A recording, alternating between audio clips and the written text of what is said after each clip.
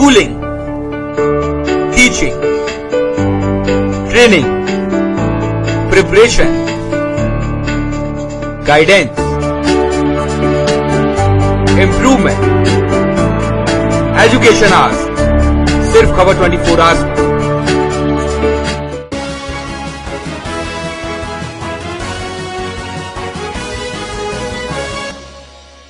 नमस्कार, हल्ला बोल में आप सभी का स्वागत है। मैं हूं आपके साथ रिंकल गुप्ता। 56 दिनों की छुट्टियों के बाद देश लौटे कांग्रेस उपाध्यक्ष राहुल गांधी ने भूमि अधिग्रहण के बहाने रविवार को दिल्ली में किसान रैली को संबोधित किया। रामलीला मैदान में आयोजित इस रैली में पार्टी अध्यक्ष सोनिया गांधी ने भी अपनी बात रखी और पीएम मोदी और बीजेपी सरकार पर जमकर निशाना साधा। अज्ञातवास के बाद देश लौटे कांग्रेस उपाध्यक्ष राहुल गांधी ने भूमि अधिग्रहण के बहाने रविवार को दिल्ली में किसान रैली को संबोधित किया। रामलीला मैदान में आयोजित इस रैली में पार्टी अध्यक्ष सोनिया गांधी ने भी अपनी बात रखी। राहुल ने इस दौरान पीएम नरेंद्र मोदी पर निशाना साधते हुए कहा कि भूमि बिल के जरिए वह कारोबारियों का कर्ज उतार रहे हैं। किसान रैली को राहुल गांधी के री-लॉन्चिंग के तौर पर भी देखा जा रहा है। इस दौरान राहुल गांधी ने कहा, आज किसान और मजदूर घबराए हुए हैं। सरकार उद्योगपतियों के लिए उनकी जमीन छीन रही है। मोदी सरकार ने कारोबारियों से खूब सारा कर्ज लिया है, जिसे वह चुका रही है। सरकार की इस नीति से नौजवान नक्सली बनेंगे। राहुल ने बीजेपी सरकार पर भी निशाना साधते हुए कहा कि सरकार की इस नीति से सभी नौजवान नक्सली बनेंगे। पीएम मोदी के विदेश दौरे पर जुबानी प्रहार करते हुए राहुल गांधी ने कहा कि वह विदेशों में जाकर कहते हैं कि 50 साल का कचरा साफ कर रहे हैं। ऐसे बयान प्रधानमंत्री की गरिमा के खिलाफ हैं। उनका मेक इन इंडिया देश के लिए छलावा है, जो कभी सफल नहीं होगा। दिल्ली रैली में मोदी के भूमि बिल की सोनिया गांधी ने सियासी जमीन खिसकाई और पूछा कि कभी किसानों को साहूकारों से बचाने वाले कहाँ गए। सोनिया ने कहा कि कांग्रेस किसानों का हक कभी नहीं छीनने देगी। दूसरी ओर कांग्रेस की किसान रैली को बीजेपी ने सियासत चमकाने की कोशिश करार दिया है। बीजेपी ने कहा है कि किसानों की मुसीबतों से कांग्रेस का कोई लेना देना नहीं है, बस वो अपनी खोई हुई जमीन वापस पाने के लिए हाथ पांव मार रही है। पहला कारण किसान को लग रहा है, मजदूर को लग रहा है कि हिंदुस्तान की सरकार किसान को और मजदूर को भूल चुकी है। किसान को लग रहा है कि हिंदुस्तान की सरकार उद्योगपतियों की सरकार है, किसानों की, मजदूरों की सरकार नहीं है। और दूसरा कारण, जो बात हर किसान के दिल में है, जो हम बिल लाए थे 2013 में, जब हम बिल लाए थे, उस बिल को जो बीजेपी बदलना चाह रही है, उससे भी आपको डर लग रहा है। किसान हिंदुस्तान को शक्ति देता है। आईटी से पहले, उद्योगों से पहले किसान ने नींव रखी थी। हरी क्रांति की और हिंदुस्तान को भोजन दिया। आज जब किसान सोता है, उसे ये नहीं मालूम कि कल क्या होने वाला है। उसे अपनी जमीन के बारे में नहीं मालूम कब उसकी जमीन उससे छीन ली जाएगी। मोदी जी गए, विदेश में गए, हिंदुस्तान के प्रधानमंत्री हैं, और उन्होंने कहा कि 50 साल का कचरा मैं साफ कर रहा हूं। मोदी जी हिंदुस्तान के प्रधानमंत्री हैं। मुझे यह सुनकर काफी दुख हुआ। सबसे पहले उनको हिंदुस्तान के लोगों की शक्ति नहीं समझ आती। वहीं राहुल गांधी की दिल्ली के रामलीला मैदान में हुई रैली, जिसके लिए कांग्रेस के नेताओं ने राहुल गांधी की रैली को सफल बनाने के लिए सारी ताकत झोंक दी थी। वहीं सोनिया गांधी ने भी इस रैली के दौरान बीजेपी को जमकर कोसा और किसानों के मत को आगे रखकर कहा कि हम किसानों का समर्थन आगे भी करते रहेंगे। रामलीला मैदान में रैली के दौरान कांग्रेस अध्यक्ष सोनिया गांधी ने केंद्र सरकार के लैंड बिल के खिलाफ जमकर हमला बोला। सोनिया ने किसानों से कहा कि मोदी सरकार आपको अपनी जमीन से दूर रखना चाहती है। किसान की फसलें बर्बाद हो गई हैं, लेकिन केंद्र सरकार की राहत न के बराबर है। सोनिया ने कहा कि केंद्र सरकार की राहत जख्म पर नमक छिड़कने जैसी है। उन्होंने कहा कि मोदी के सभी वादे खोखले हैं। किसानों को गुमराह कर उनकी जमीन छीनी जा रही है और ये बिल उद्योगपतियों को फायदा पहुंचाने के लिए है और किसानों के खिलाफ एक साजिश भी रची जा रही है। सोनिया ने ये भी कहा कि नए कानून से आदिवासियों को भी काफी नुकसान हो रहा है। उन्होंने कहा कि सरकार की कथनी और करनी में भी अंतर है। आज किसानों की हालत बेहद खराब है। मोदी सरकार के 11 महीने के शासन में देश के किसानों और मजदूर तबाह हो गए। सोनिया ने ये भी कहा कि जिन लोगों के साथ अन्याय हुआ है उनका हम हमेशा साथ देंगे। बड़ा है, हम सबका संकल्प मजबूत हुआ है। हम आज यहाँ इसलिए जुटे हैं ताकि हम प्रधानमंत्री और उनकी सरकार को पूरी ताकत से यह संदेश दे कि अब बहुत हो चुका है। किसानों, खेत मजदूर और गरीबों के हितों की इतनी बेदर्दी के साथ हम नजरअंदाज नहीं होने देंगे। मोदी सरकार ने जहां एमएसपी को न के बराबर बढ़ाया है, वही बोनस की परंपरा इनके निर्देश पर राज्य सरकारों ने समाप्त कर दिया। मोदी सरकार के बेरुखी तो देखिए, एक तरफ बेमौसम बारिश और ओलावृष्टि से किसानों को बेहद नुकसान हुआ। किसान कर्ज से दबे हुए दिन ब दिन आत्महत्याएं बढ़ती जा रही है और सरकार, मोदी सरकार की तरफ से जो राहत की घोषणाएं की जा रही है वह ना के बराबर है। आपने बड़े पैमाने पर उस कानून में बदलाव किए हैं जो किसानों के हितों के खिलाफ है। भाजपा का ये दावा है कि मोदी सरकार जो बदलाव ला रही है उससे ग्रामीण विकास, सिंचाई, देश की सुरक्षा, विद्युतीकरण, ज्यादा रोजगार और ज्यादा मुआवजा किसानों को मिलेगा। मैं उनसे पूछना चाहती हूं कि क्या 2013 के कानून में ये सारे प्रावधान नहीं है? हमारी खास पेशकश में अभी के लिए वक्त हो चला है छोटे से ब्रेक का, कहीं मत जाइएगा।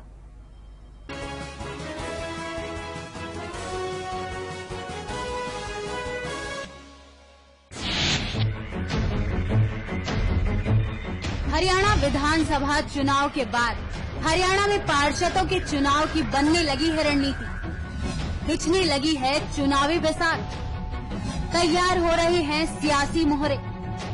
जनता की अपेक्षाओं पर क्या खरे उतरेंगे पार्षद? आपका वोट आपका पार्षद, हमारा खास कार्यक्रम। मिलिए अपने पार्षद से, सिर्फ खबर 24 आवर्स पर।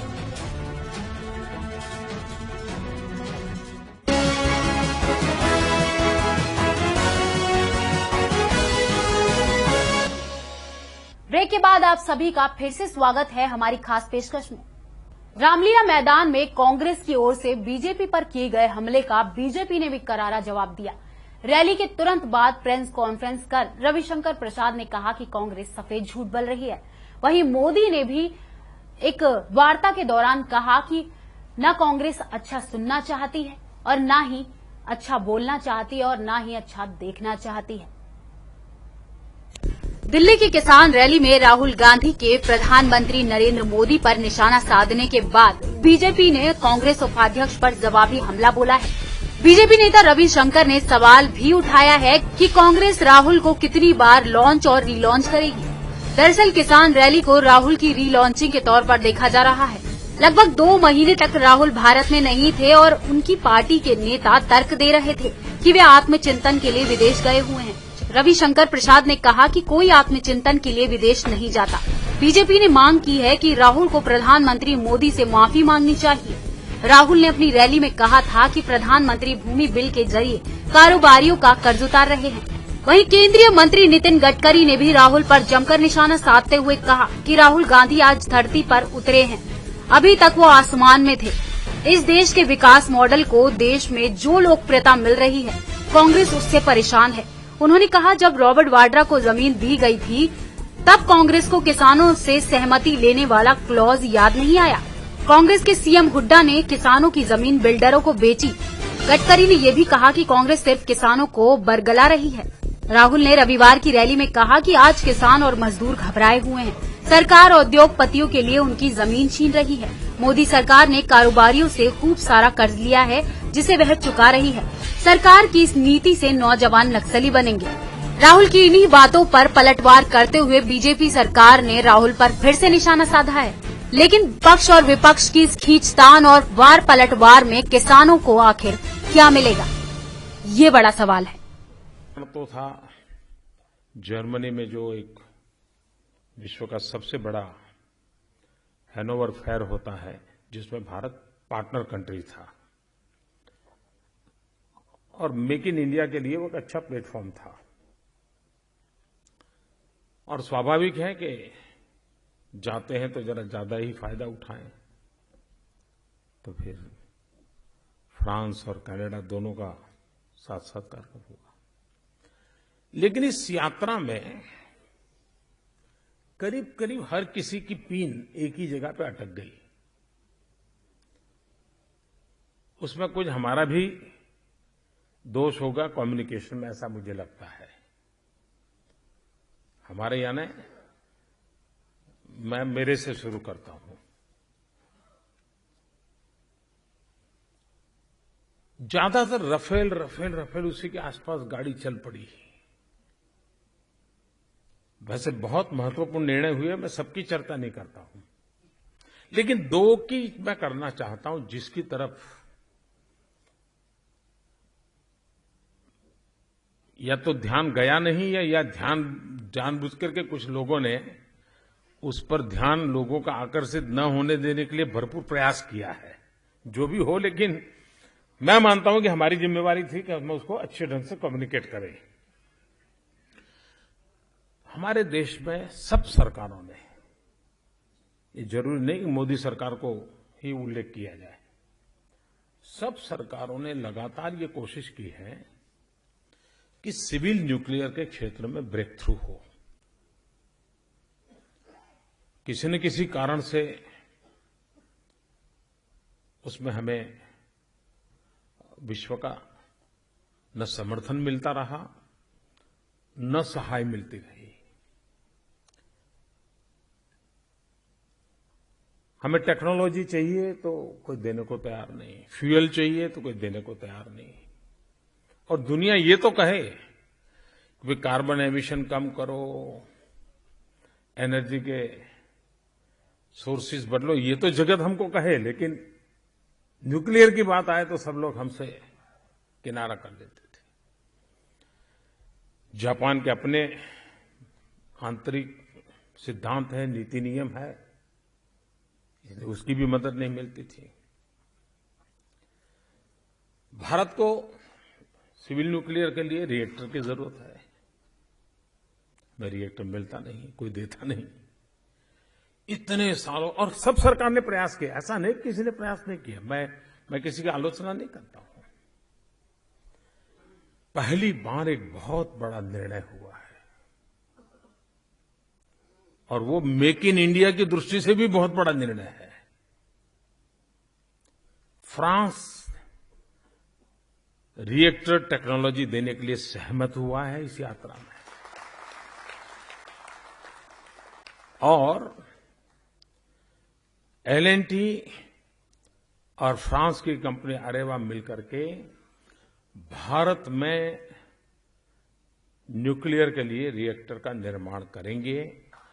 ये काम जब पूरा होगा तो आप कल्पना कर सकते हैं कि हम कहां पर होंगे। ये बात किसी न किसी रूप में कम्युनिकेट नहीं हो पाई, या कुछ लोगों के एजेंडा में फिट नहीं होती थी, तो उसको साइड ट्रैक किया होगा, जो भी हो। लेकिन ये एक बहुत बड़ा, मैं मानता हूं, कि काम हुआ है। दूसरा, कनाडा में महत्वपूर्ण काम हुआ है 5 साल के लिए यूरेनियम सप्लाई करने का। ये चीजें हैं जिसमें दुनिया में बहुत बड़ी सेंसिटिविटी है। ये निर्णय करने के लिए देने वाले देश को भी बहुत बड़ी हिम्मत रखनी पड़ती है, उसको भी अंतर्राष्ट्रीय दबावों के बीच फैसला करना पड़ता है।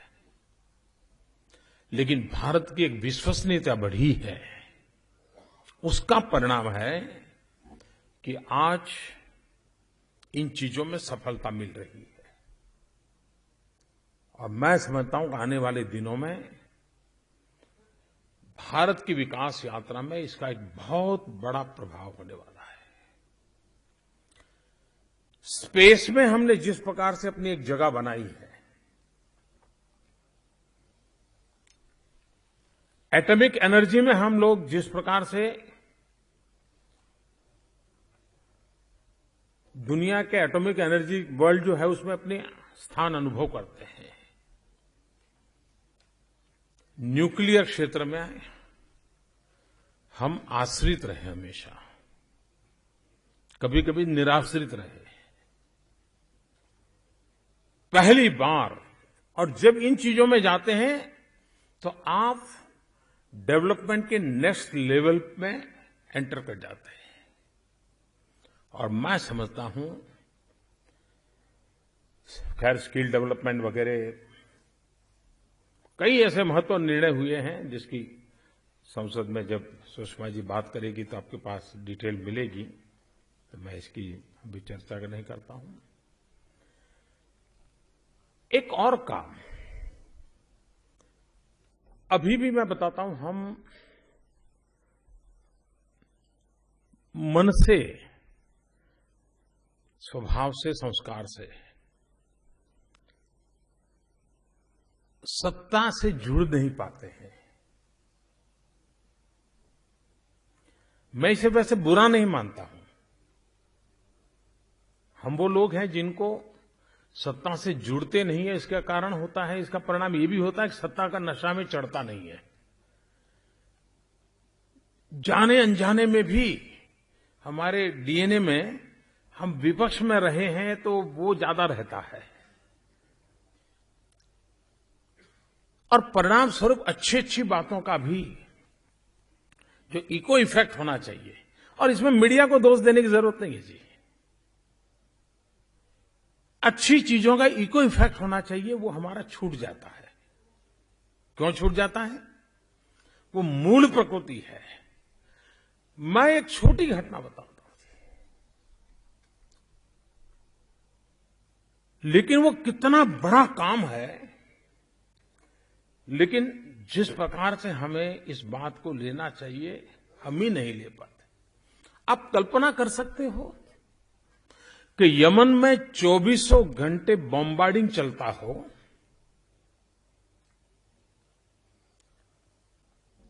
मरने मारने पर तुली हुई हो दुनिया, और एक टेस्ट केस के रूप में लड़ाई जहां चलती हो, जहां पर दुनिया के अलग अलग देशों से बातचीत करके उनकी मदद लेकर के हर दिन 2-2 घंटे बॉम्बार्डिंग रुकवाना, और उस 2 घंटे के समय जितने भारतीयों को अंदर से निकाल सके निकाल लेना। रामलीला मैदान में हुई राहुल गांधी की रैली में हजारों किसानों ने शिरकत की। अलग अलग राज्यों से यहां पर किसान मौजूद रहे, और इस दौरान राहुल गांधी, सोनिया गांधी और मनमोहन सिंह ने बीजेपी सरकार पर जमकर वार किया। इसके बाद पलटवार करते हुए बीजेपी ने भी तंज कसा। लेकिन इन दोनों की आपस के आरोप प्रत्यारोप और लड़ाई के बीच किसानों की लड़ाई कौन लड़ रहा है, ये बड़ा सवाल है और सोचने वाली बात भी है। अभी के लिए इस खास पेशकश में इतना ही। बाकी तमाम खबरों से जुड़े रहने के लिए देखते रहें खबर 24 आवर्स।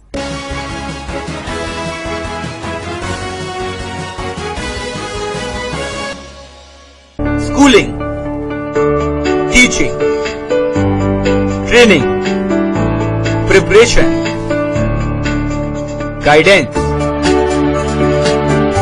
improvement, education hours, सिर्फ खबर 24 आवर्स।